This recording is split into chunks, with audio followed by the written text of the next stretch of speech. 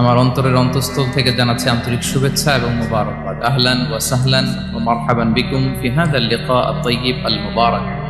আমরা শুরুতে আল্লাহ রাব্বুল ইজ্জা ওয়াল জালালের দরবারে শুকরিয়া জ্ঞাপন করছি, যিনি আজকে আমাদেরকে এরকম চমৎকার একটি পরিবেশে চমৎকার একটি ইসলামিক কনফারেন্সে উপস্থিত হওয়ার সুযোগ করে দিয়েছেন। আমরা সবাই পড়ছি কালিমাতুশ শুকর, আলহামদুলিল্লাহ।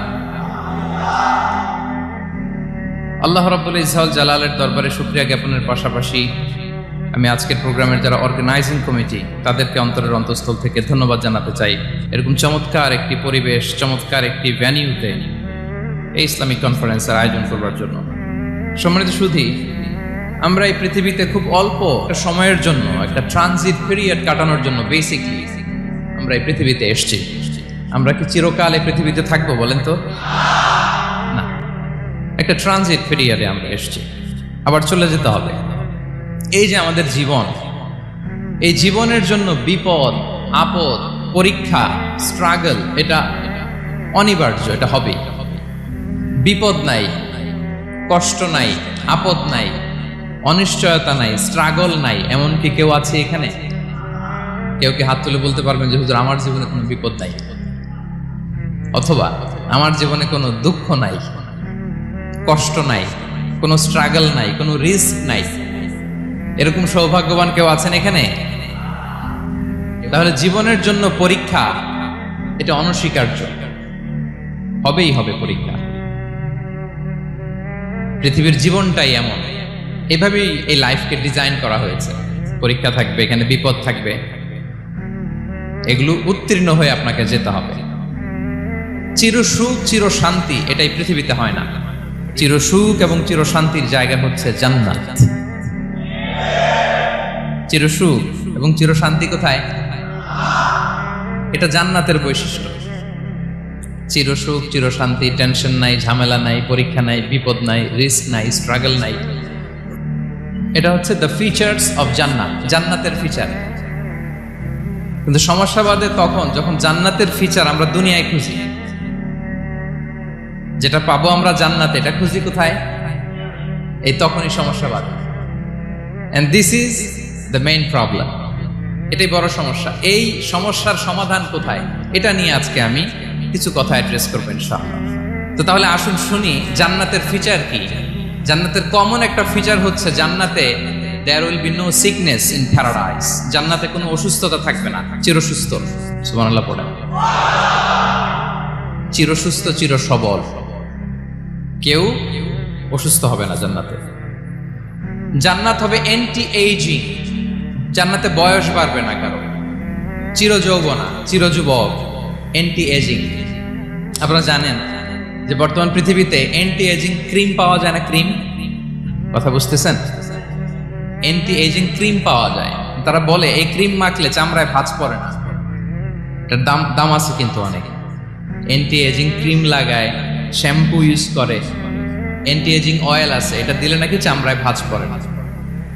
ইভেন ভারতের অনেক বড় একজন ব্যবসায়ী মুকেশ আম্বানি, নাম শুনছেন না? যে তার ছেলের বিয়ে হয়ে গেল, তো এই মুকেশ আম্বানির স্ত্রী নীতা আম্বানি, সে কিছুদিন আগে এক বোতল গোল্ড ওয়াটার খেয়েছে, gold water, and it's cost $60,000। $60,000 দাম এক বোতল গোল্ড ওয়াটারের। কেন? ফর অ্যান্টি এজিং, যাতে বয়সের ছাপ গালে না থাকে। এখন বলেন, এভাবে কি আমাদের বয়সকে ধরে রাখা সম্ভব এই পৃথিবীতে?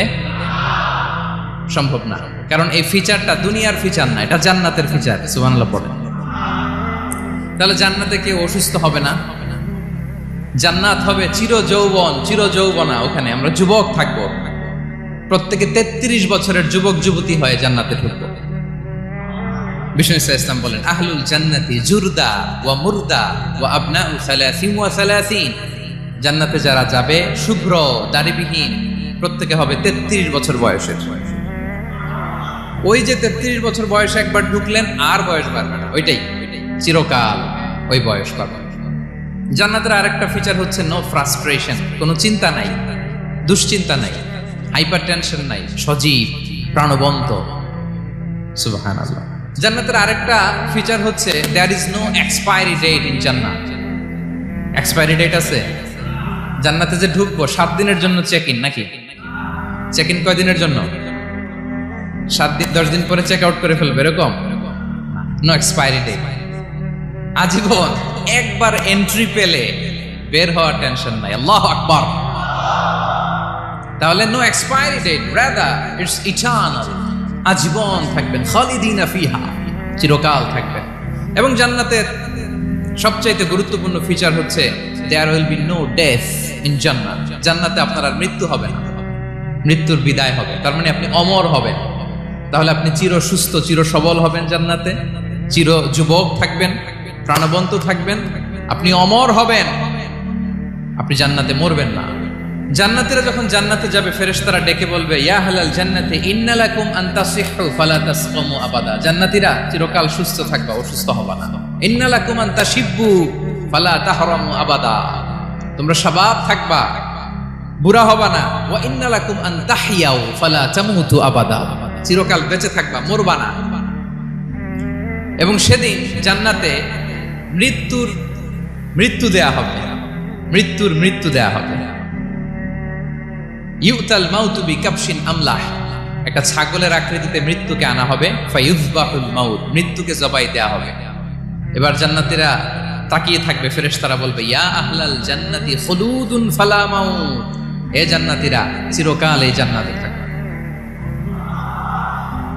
তাহলে জান্নাতের ফিচার পাইছেন। এখন কোন বোকা যদি এই ফিচার দুনিয়ায় খোঁজে, পাবে? পাবে না, কারণ দুনিয়ার ফিচার আলাদা। দুনিয়ার ফিচার কি? এই দুনিয়াতে বিপদ আসবে, কষ্ট আছে, দুনিয়াতে হতাশা আছে, ভয় আছে, অসুস্থতা আছে, বার্ধক্য আছে, এবং এই দুনিয়ার একটা এক্সপায়ারি ডেট আছে না? দ্য ডে ইউ ডাই, যেদিন আপনি মারা যাবেন, এটা আপনার এক্সপায়ারি ডেট। চলে যেতে হবে, চলে যেতে হবে। এই পৃথিবীতে মৃত্যুর অস্তিত্ব আছে। সবকিছু থমকে দিয়ে, আপনাকে চমকে দিয়ে মৃত্যু চলে আসবে, ঠিক কিনা বলেন? তাহলে এগুলো হচ্ছে দুনিয়ার ফিচার। এই দুনিয়াতে বিপদ আপদ, কষ্ট, ঝুঁকি, স্ট্রাগল, পার্থক্য, অসুস্থতা, এগুলো নিয়ে আমাদেরকে টিকে থাকতে হয়। এটা দুনিয়ার ফিচার, মিলায় ফেললে হবে না। জান্নাতের ফিচার একটা, দুনিয়ার ফিচার আরেকটা। দুনিয়াতে কষ্ট থাকবে, বিপদ আপদ থাকবে। এই দুনিয়ার ফিচারটা আল্লাহ তাআলা কোরআনের একটা আয়াতে খুব চমৎকার ভাবে উল্লেখ করেছেন। সেটা দিয়েই আমি আলোচনা শুরু করেছি। আল্লাহ তাআলা ইরশাদ করছেন, ওয়ালা নাবলুওয়ান্নাকুম বিশাইইম মিনাল খাউফি ওয়াল জু'i ওয়া নাকসিম মিনাল আমওয়ালি ওয়াল আনফুসি ওয়াস সামারাত ওয়া বাশশিরিস সাবিরিন। আল্লাহ তাআলা বলছেন, অবশ্যই আমি তোমাদেরকে পরীক্ষা করব, ভয় দিয়ে, ক্ষুধা দিয়ে, সম্পদের ঘাটতি দিয়ে, আতঙ্ক দিয়ে, প্রাণনাশ দিয়ে, ফল ফসলের হানি দিয়ে পরীক্ষা করব। কিন্তু এই পরীক্ষায় যারা উত্তীর্ণ হবে, যারা সবর ইখতিয়ার করবে, ওয়াবাশশিরিস সাবিরিন, ধৈর্যশীলদের জন্যই হচ্ছে সুসংবাদ। আলহামদুলিল্লাহ পড়েন। তাহলে সম্মানিত সুধী, আমরা বুঝতে পারলাম এই পৃথিবীর ফিচার হচ্ছে এখানে বিপদ থাকবে, বিপদ ছাড়া কেউ থাকবে না। স্ট্রাগল থাকবে, কষ্ট থাকবে, ঝুঁকি থাকবে, রিস্ক থাকবে, এবং নানা ধরনের বিপদ আপদ দিয়ে আল্লাহ তাআলা আমাদেরকে পরীক্ষা করবেন। এটা মাস্ট, এটা আমাদের মাইন্ডসেটে নিয়ে নিতে হবে। মাইন্ডসেটে এটা ক্লিয়ার থাকতে হবে। চিরসুখ চিরশান্তি এই দুনিয়াতে মিলবে, কোথায় মিলবে? তাহলে এটা পরীক্ষা থাকবেই আমাদের জীবনে। তবে ইন্টারেস্টিংলি মজার বিষয় হচ্ছে পরীক্ষাটা এক একজনের এক এক রকম। পুরো পৃথিবীটা একটা পরীক্ষা ক্ষেত্র, কিন্তু কারো প্রশ্নপত্রের সাথে কারো প্রশ্নপত্রের কোনো মিল নাই। সুবহানাল্লাহ।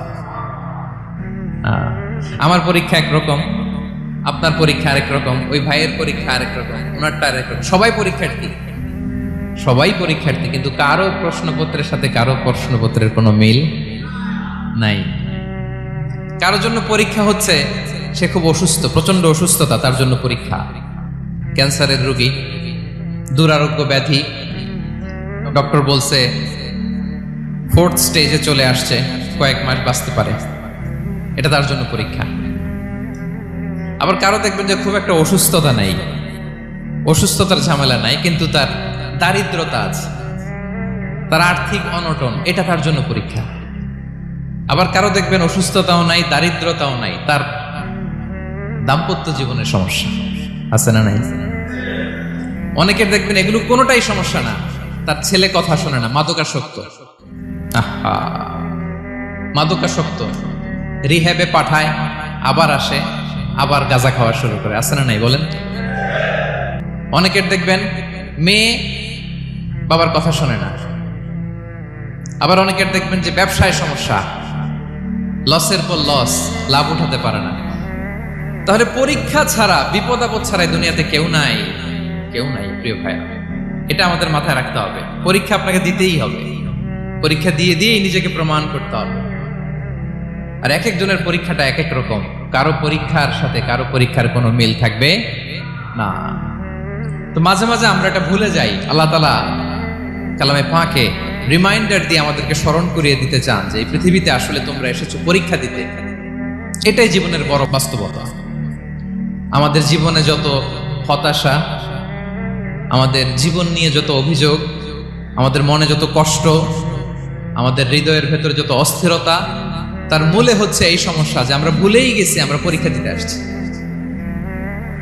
এটা যদি ভুলে না যান, এটা যদি আপনার মাইন্ডসেটে থাকে যে পুরো জীবনটা একটা পরীক্ষা, তাহলে দেখবেন কোনো কিছু আপনাকে কাবু করতে পারবে না। আপনি হতাশ হবেন না, জীবন নিয়ে আর অভিযোগ থাকবেন, আপনি ভেঙে পড়বেন না, সব অভিযোগ হতাশা দূর হয়ে যাবে। তার মানে বুঝতে পারলাম পরীক্ষা আপনাকে দিতেই হবে। পরীক্ষা দেয়া ছাড়া এই পৃথিবী থেকে চলে যাওয়ার কোনো চান্স বা সুযোগ আমাদের কারো নেই।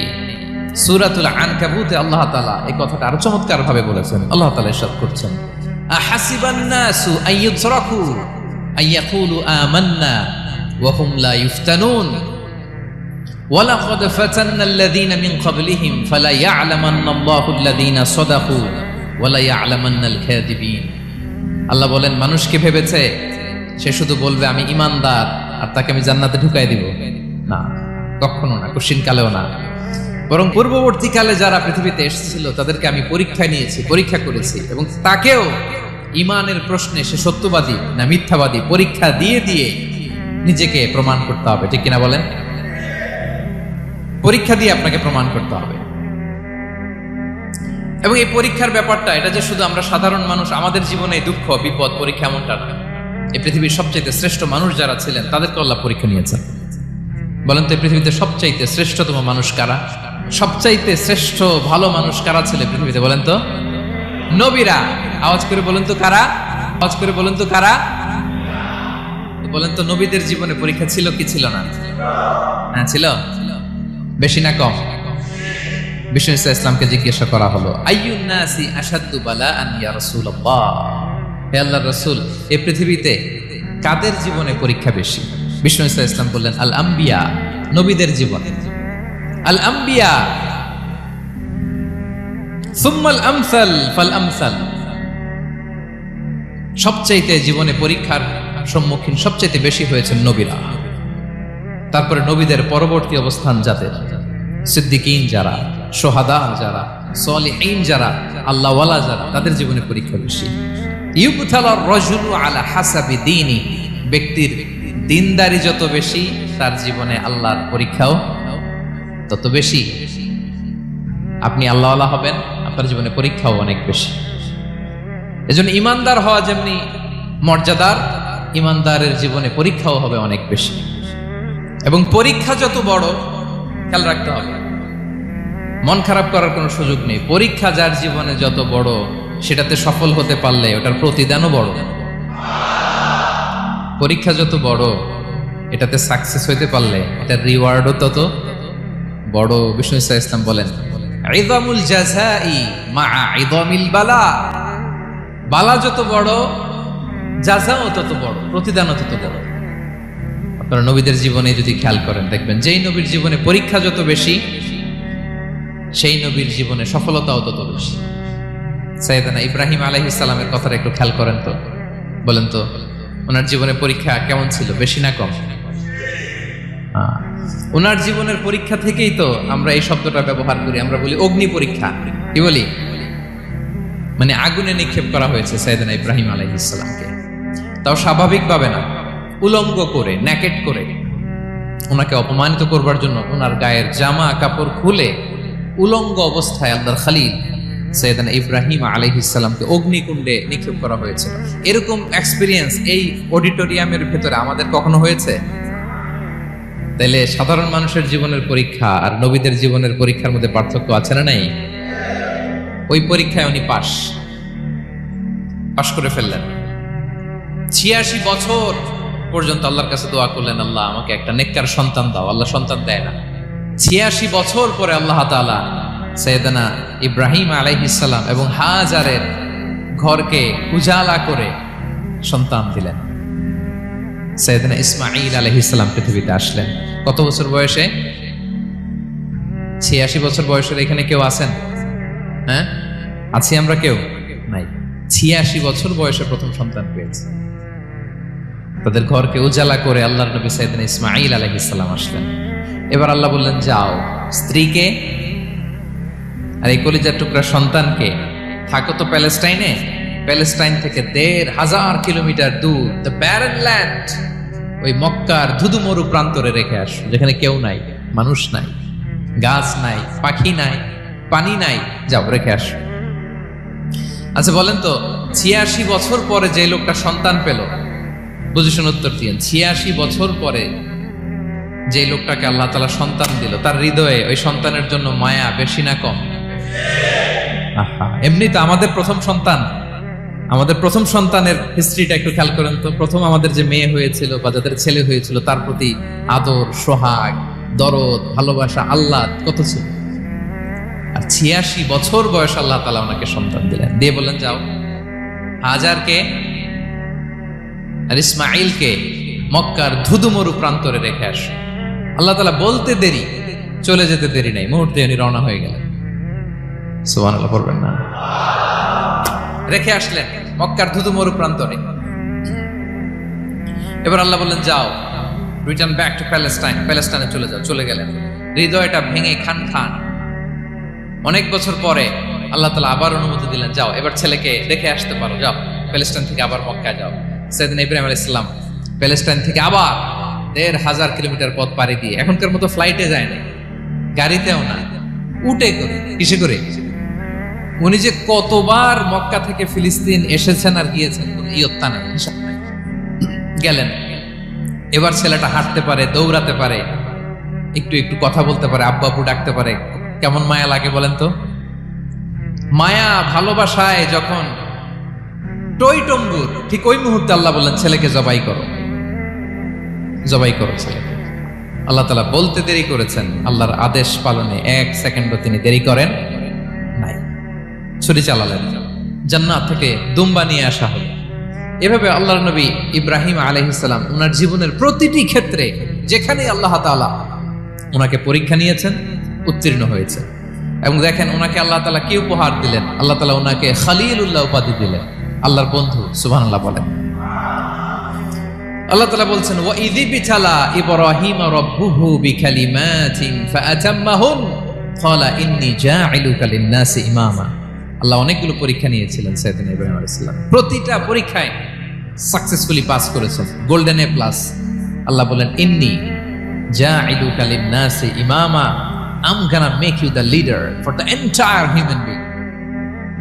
I'm gonna appoint you as a leader for the entire universe. গোটা বিশ্বের জন্য, গোটা মানবতার জন্য আমি তোমাকে লিডার বানায় দিলাম। ইযামুল জাযাই মা'a ইযামিল বালা। পরীক্ষা যত বড়, ওই পরীক্ষায় পাশ করলে ওইটার ফলাফল ও প্রতিদানও বড়। তাহলে দেখেন প্রিয় ভাইরা, সাইয়েদনা ইব্রাহিম আলাইহিস সালামের জীবনে পরীক্ষার কোনো শেষ ছিল না। আমি আপনি কোথায়? আল্লাহর খলিলের জীবনে যদি এত পরীক্ষা থাকতে পারে, আমি আপনি কোথায় বলেন তো? এবার বলেন, সাইয়েদনা মূসা আলাইহিস সালাম, ওনার জীবনে তো কোনো পরীক্ষার ছিল না। হ্যাঁ, গুণে শেষ করতে পারবেন? জন্মটাই তো হয়েছে পরীক্ষার মধ্য দিয়ে। মিশরের ছেলে সন্তান হইলে ফেরাউন বলছে জবাই করো, ওনার মা এরকম সিন্ধুকে করে ভাসায় দিলেন নীল